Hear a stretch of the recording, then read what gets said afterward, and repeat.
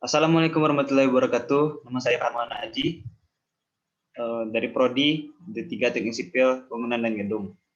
Di sini saya akan menjelaskan tentang perkuatan struktur beton dengan FRP atau Fiber Reinforced Polymer.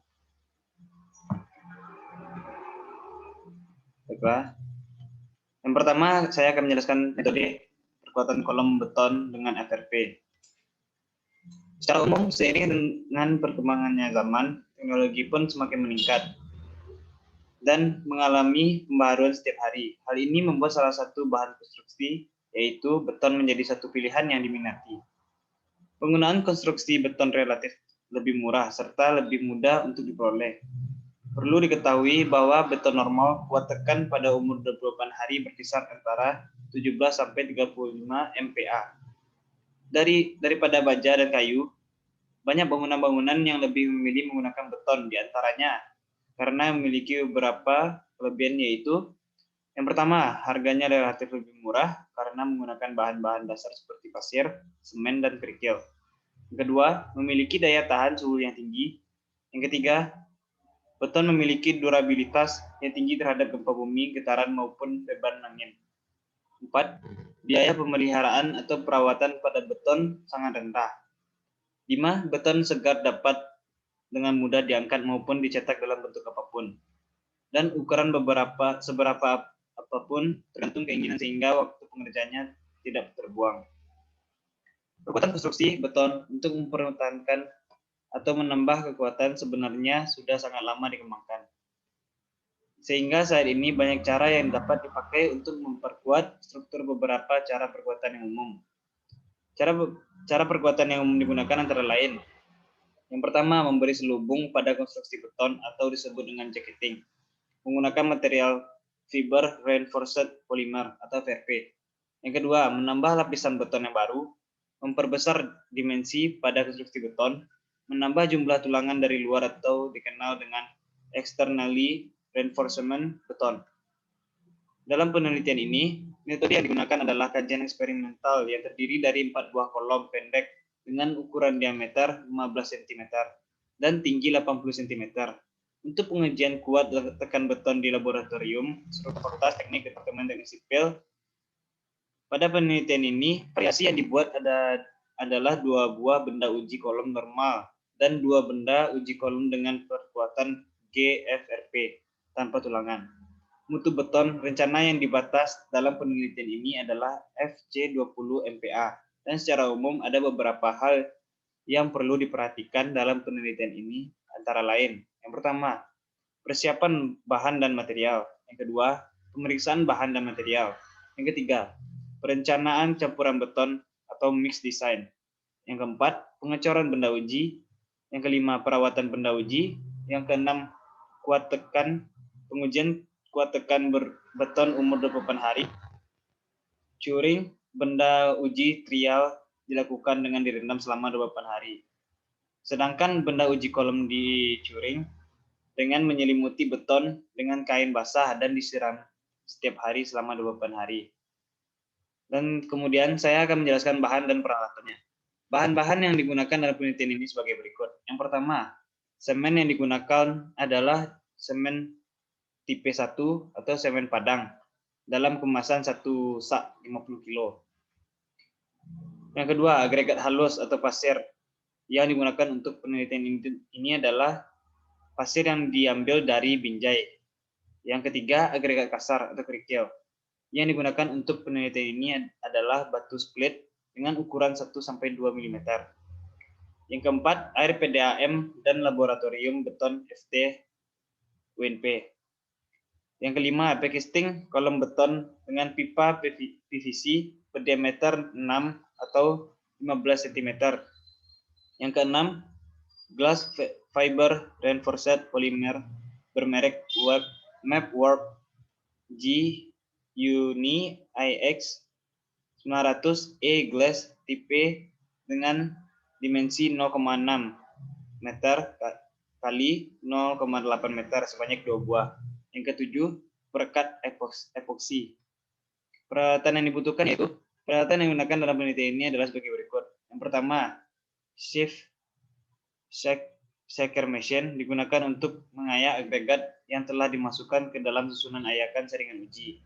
Mesin ini akan mengayak secara mekanik dengan lama pengayakan lebih kurang 5 menit. Yang kedua, kerucut Abrahams untuk menentukan nilai slam dari adukan beton. Yang ketiga, compression machine test digunakan untuk uji tekan beton silinder. Kemudian, yang keempat, jacking hidraulik bermerek Enerpac RC 1006 dengan berat 59 kg dan kapasitas 100 ton. Yang kelima, static loading frame dipakai untuk meletakkan sampel yang akan diberi pembebanan.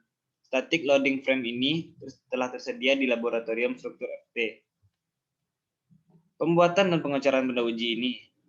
Adapun hal-hal yang dilakukan sebelum proses pengecoran adalah sebagai berikut. Yang pertama, persiapan backcasting kolom beton berupa pipa PVC berdiameter 6 inci atau 15 mm sebanyak 4 buah dan penutup pipa sebagai alas sebanyak 4 buah.